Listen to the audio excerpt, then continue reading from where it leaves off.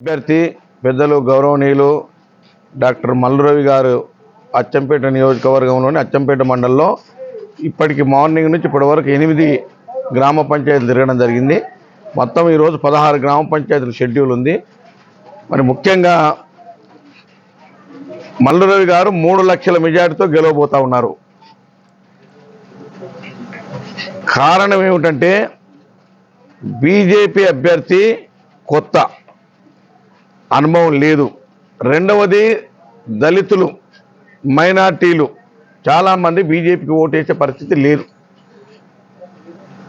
BJP వస్తే దేశంలో రాజ్యాంగాన్ని మారుస్తామని చెప్తా ఉన్నారు. ఎస్సీలు, ఎస్టీలు, బీసీలు, మైనార్టీలు, ఈబీసీలు, మహిళలు ఇన్ని రిజర్వేషన్లు మార్చేస్తామని బాహటంగా చెప్తా ఉన్నారు. కాబట్టి నేను ప్రజలకు పిలుపునిస్తా ఉన్నాను. బాబాసాహెబ్ డాక్టర్ బిఆర్ అంబేద్కర్ రాసిన రాజ్యాంగాన్ని మార్చే శక్తి ఈ దేశంలో ఎవరికి లేదు. ఎవడన్నా మార్చుతంటే మషి అయిపోవాల్సిందే. ఇవాళ బీజేపీ రాజ్యాంగం మారుస్తానని మషి అయిపోతుంది.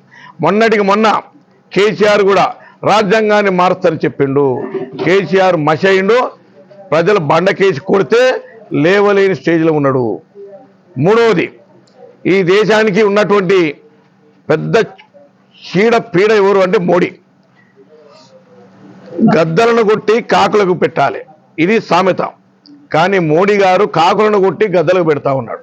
అంటే బీద ప్రజలు కట్టినటువంటి పన్నులు కానీ దేశ ప్రజల సంపదను కార్పొరేట్ వ్యక్తులకు దోచి పెడతా ఉన్నాడు. దాంట్లో 28 మంది ఉన్నారు. దాంట్లో ముఖ్యమైన వాళ్ళు ఆదాని, అంబానీ, ముఖేష్ అంబానీ, అనిల్ అంబానీ, ఇంకోటి వాల్మార్ట్, లలిత్ మోడీ, నీరవ్ మోడీ, ఇంకా ఆయన ఎవరు కింగ్ ఫిషర్ విజయ్ మాల్యా, ఇటువంటి వాళ్ళు 28 మంది ఉన్నారు. 28 మందిలో 27 మంది గుజరాతీలే. ఈ దేశాన్ని దోచుక తింటున్నది గుజరాత్ రాష్ట్రానికి సంబంధించిన మోడీ, అమిత్ షా అనుచరులే. ఇది ప్రజలు గమనిస్తూ ఉన్నారు. అదేవిధంగా మూడవ అంశం, దేశంలో శాంతి భద్రతలు లేవు. మణిపూర్ రాష్ట్రంలో ఏం జరిగింది? దళితులను, క్రిస్టియన్స్ను ఊచకోత కోసి వివస్థలను చేసి నిస్సిగ్గుగా రోడ్లెమ్మడి తిప్పి ఆటవిక రాజ్యంగా కాల్చి చంపితే మోడీ గారు నోరు మెరపలేదు. 2 సార్లు రాహుల్ గాంధీ గారు మణిపూర్కు వెళితే అడ్డుకున్నటువంటి దుర్మార్గపు ఈ కేంద్ర ప్రభుత్వాన్ని గద్దె దింపాల్సిన అవసరం ఎంతైనా ఉంది. ఇది బీజేపీకి సంబంధించింది.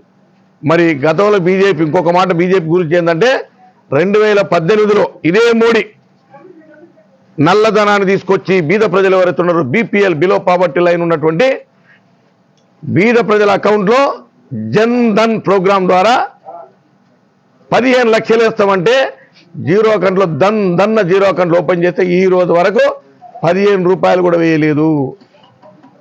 3 కోట్ల నిరుద్యోగ యువకులకు ఉద్యోగాలు ఇస్తాడు. ఇప్పటి వరకు ఒక్కరికి కూడా ఉద్యోగాలు ఇవ్వలేరు. చెప్పుతూ పోతే చాలా ఉన్నాయి. కేవలం వాట్సాప్ అనే యూనివర్సిటీని వాడుకొని అబద్ధాలను నిజమని చూపిస్తూ హైప్ చేస్తూ దేశాన్ని, దేశ ప్రజలను మోసం చేస్తున్నటువంటి మోడీ గారికి తప్పకుండా ఎన్నికలో బుద్ధి చెప్పడం ఖాయం. ఇకపోతే టీఆర్ఎస్, ఇప్పుడు బీఆర్ఎస్. ఎప్పుడైతే టీఆర్ఎస్ టీ అనే పదం ఎప్పుడైతే తీసేసిండో కేసీఆర్ అదే రోజు ఖతమైపోయాడు. తెలంగాణ అనే పదాన్ని తీసేసి భారత్ అనే పదాన్ని ఎప్పుడైతే పెట్టిండో ఆ రోజే కేసీఆర్ పతనం స్టార్ట్ అయింది. అబద్ధాలు ఎన్ని రోజులు చెప్తారు? అబద్ధాలన్నీ నిజాలుగా 10 సంవత్సరాలు చెప్పాడు. ఆ 10 సంవత్సరాల తర్వాత ప్రజలు గమనించిన ఇవన్నీ అబద్ధాలని. అదేవిధంగా ఇక క్యాండిడేట్ విషయానికి వస్తే ఆర్ఎస్ ప్రవీణ్ కుమార్ గారు దళితుడు, ఒక ఐపీఎస్ ఆఫీసర్. మేమంతా పార్టీలు వేరైనా సంతోషపడ్డాం. దళితులలో కూడా ఒక గట్టోడు వెళ్ళిండు, కత్తి తీసుకొని బయటికి వెళ్ళిండు, కేసీఆర్ను పొడిచి చంపుతుంటుండు, గడీలను గడపార తీసుకొని కూల్చేస్తున్నాడు. మామూలుగా వెళ్ళలే. కానీ అదే ఆర్ఎస్ ప్రవీణ్ ఆత్మాభిమానాన్ని దొర కాళ్లకు తాకట్టు పెట్టి తీసిన కత్తిని మడిచి దొర కాళ్ళ కాడ కూర్చున్నాడు. ఎవరన్నా నమ్ముతారా ఆర్ఎస్ ప్రవీణ్? బీఎస్పీలో ఉన్నప్పుడు ఆర్ఎస్ ప్రవీణ్కి ఒక గౌరవం ఉన్నది, ఒక వ్యక్తిత్వం ఉన్నది. కానీ వాళ్ళ ఆర్ఎస్ ప్రవీణ్ 100 నుంచి 0కి వచ్చిండు. ఆయన ఎమ్మడున్న స్వేరోసే వాళ్ళ వ్యతిరేకంగా మాట్లాడుతూ ఉన్నారు. కాబట్టి ఇటువంటి ఆర్ఎస్ ప్రవీణ్కు ఓట్లు వేసే పరిస్థితి లేదు. మరి కాంగ్రెస్కి ఎందుకు ఓట్లు వేస్తారనేది 4 పదాలు చెప్తారు. ఈ తెలంగాణ రాష్ట్ర ప్రజలు సోనియా గాంధీ గారు ఇచ్చిన మాట కట్టుబడి 2009